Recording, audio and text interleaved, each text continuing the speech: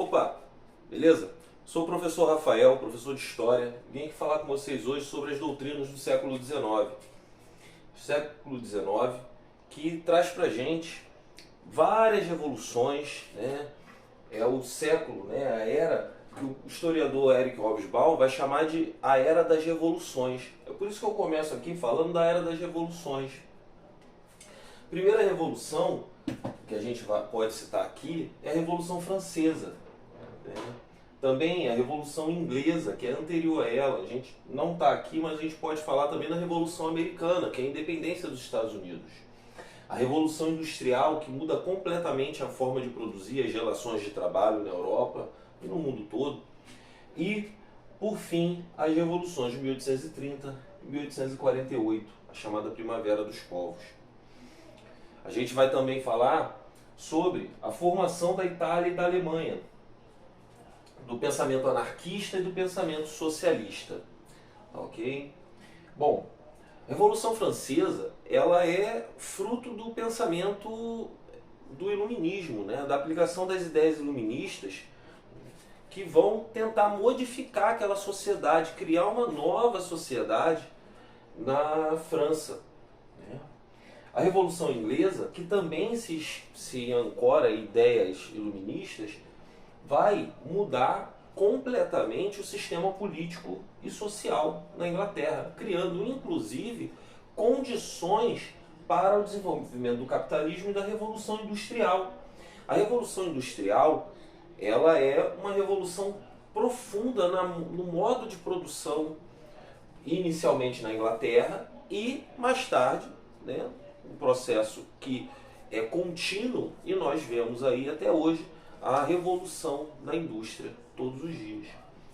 Bom, mas vamos então falar das revoluções do século XIX. Após a Revolução Francesa, a gente tem a Era Napoleônica, né? A gente já estudou isso e sabemos que Napoleão faz uma mudança muito grande na Europa, né? Os tronos europeus que ele não derruba, ele ainda deixa balançando. Então, essa Europa absolutista, que foi impactada pela Revolução Francesa, pelas revoluções iluministas, vai justamente sofrer o impacto de Napoleão. E esse impacto foi muito forte. Tanto é que o início do século XIX, né, após a queda de Napoleão, vem a Conferência de Viena, né, que vai tentar reconstruir essa Europa pós-Napoleão, reintroduzindo o absolutismo e os reis, as famílias reais absolutistas no poder. Só que, em 1830, há uma reação burguesa. A Revolução de 1830 é uma revolução liberal, onde a burguesia vai tentar retornar ao poder na França. Bom, após 1830, a monarquia permanece na França, porém, agora mais próxima da burguesia. Bom, em 1848, então, a parte mais pobre da sociedade, o proletariado francês, orientado já por ideais socialistas, vai tentar retornar ao poder. É o movimento que nós vamos chamar de Primavera dos Povos. São levantes do proletariado que vão tentar chegar ao poder e vão ser duramente reprimidos por uma união entre a burguesia e os grupos absolutistas monárquicos. Bom, então essas duas revoluções são as primeiras revoluções que vão tentar modificar a Europa nesse século XIX, né? A de 1830, por exemplo, tem reflexos inclusive no Brasil, com a queda de Dom Pedro I em 1831. É, de certa forma, uma reação liberal. Bom, nesse bojo, a gente chega aqui à Revolução Industrial, a segunda Revolução Industrial. Se na primeira Revolução Industrial nós temos uma participação muito pequena de outros países fora da Grã-Bretanha, né? A primeira Revolução Industrial ela é concentrada na Inglaterra. Na segunda Revolução Industrial é o momento em que ela vai se alastrar por toda a Europa. Bélgica, A Alemanha vai surgir já como grande potência industrial nos primeiros anos, e a gente vai ver como que ela se forma. O Japão vai começar a se industrializar, os Estados Unidos vai começar a surgir como um grande concorrente para a indústria mundial. O que nós vamos encontrar então? Um capitalismo se modificando. O capitalismo vai se tornar monopolista e vão haver disputas entre mercados, disputas justamente por conta dos novos atores econômicos que nós vamos ver nessa indústria mundial, competindo entre si por espaço, por mercado, por matéria-prima. Então, nós vamos ver esses ideais liberais sendo defendidos com bastante ênfase pela burguesia europeia e mundial. Bom, o que nós encontramos a partir daí? O nacionalismo. O nacionalismo surge como expressão da necessidade de um povo se autogovernar, de um povo com uma língua e cultura definidos, como uma identidade nacional, a ideia de identidade nacional, o povo alemão ou o povo italiano. Até 1870, o que nós conhecemos hoje como Itália e Alemanha não passava de uma ideia.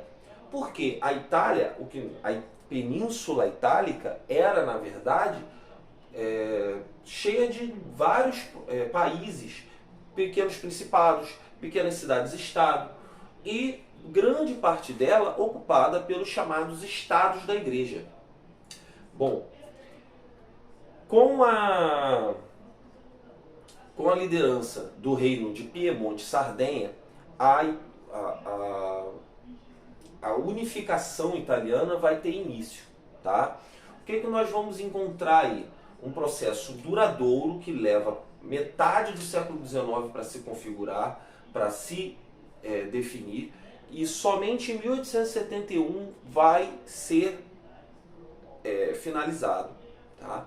Sob a liderança do reino de Piemonte e Sardenha, com a ajuda muito importante do Giuseppe Garibaldi, que contribuiu aqui na nossa Revolução Farroupilha, depois vai para lá para se envolver na unificação italiana. Ele, vindo do sul, e as tropas de Piemonte e Sardenha do norte, acabam dominando o Estado papal, né, as terras do Papa na Itália, o que causa um problemão, porque o Papa ele era defendido pelo Estado francês.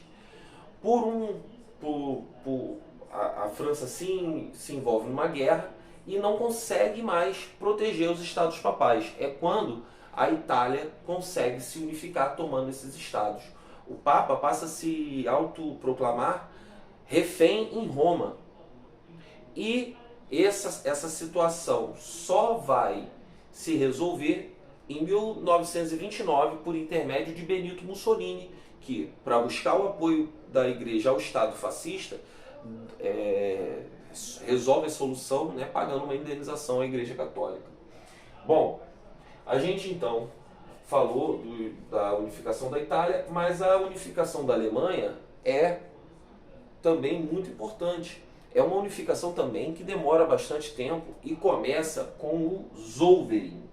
Zollverein é uma união aduaneira. Vamos lá, gente. O que é uma união aduaneira?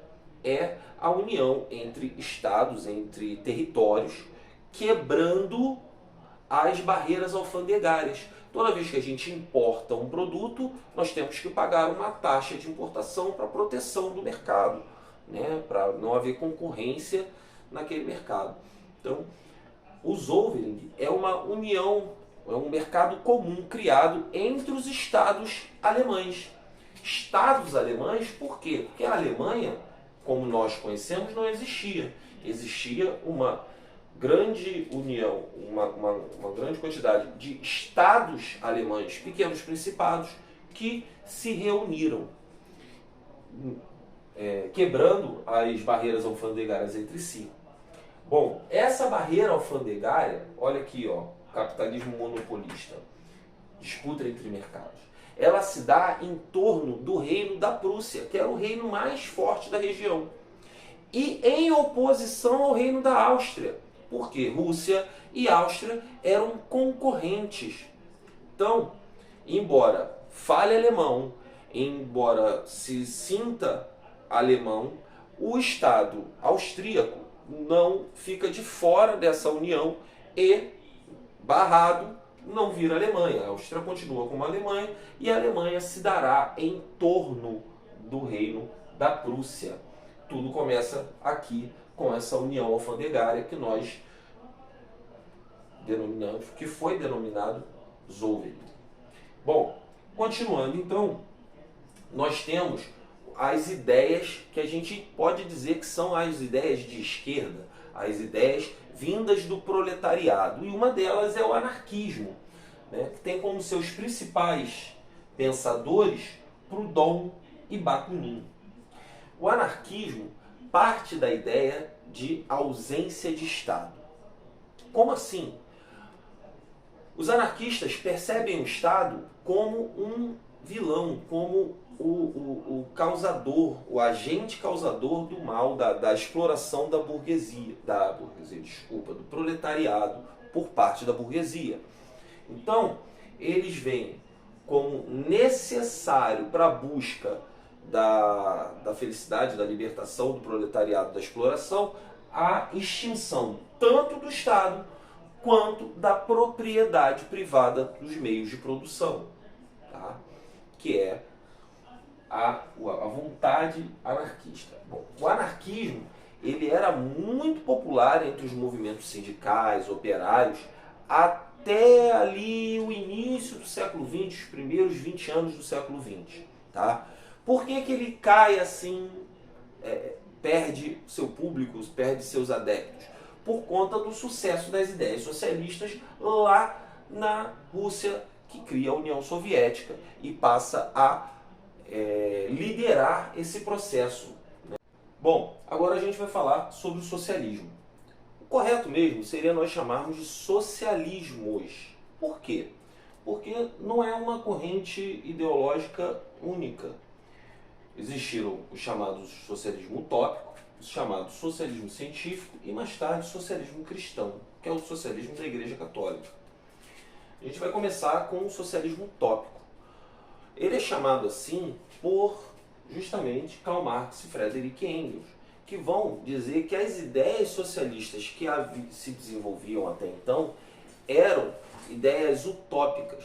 Utopia são ideias, sonhos irrealizáveis. E eles diziam que esse tipo de socialismo não poderia se realizar, justamente porque eram ideias que não previam necessariamente um método para chegar ao poder. Se baseavam alguns desses pensamentos, algumas dessas ideias chamadas utópicas, de uma ideia pela bondade humana ou pela vontade pessoal de algumas pessoas, né, pelo convencimento de fazer o certo. Então, o Charles Fourier, né, e outros pensadores foram os principais aí. Bom, mais tarde chega o pensamento socialista, que nós vamos chamar de científico, justamente liderado pelo alemão Karl Marx e pelo alemão radicado na Inglaterra, Friedrich Engels.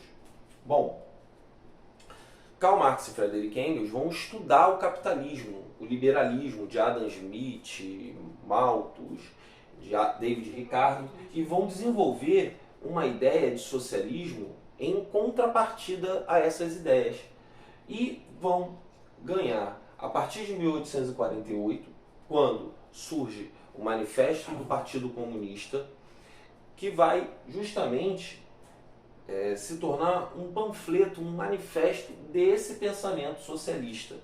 É quando essas ideias de Marx e Engels passam a dominar a boa parte do pensamento dentro das trade unions, dos sindicatos, dos movimentos de trabalhadores, e vai ganhar muitos adeptos. Mais tarde surge o socialismo cristão, que é justamente uma reação da Igreja Católica às ideias socialistas mas também a exploração capitalista, né, que gera problemas sociais, gera concentração de renda. E para a gente finalizar, uma das ideias que nós vamos trazer é a Comuna de Paris. A Comuna de Paris, que ocorre em 1871, logo após a unificação alemã, porque a unificação alemã ela se finaliza na chamada Guerra Franco-Prussiana entre a Alemanha e a França. A França é derrotada pela união das tropas alemãs e é justamente no Palácio de Versalhes que o rei da Alemanha, o rei da Prússia, vai se tornar imperador da Alemanha. Bom, isso daí traz um problema mais tarde muito grande, porque é baseado nisso que a França vai se motivar a entrar na Primeira Guerra Mundial, e é também o início da chamada Comuna de Paris. Após a derrota para a Alemanha, a população de Paris, orientada por ideias socialistas, vai decidir formar uma comuna para autogovernar a cidade.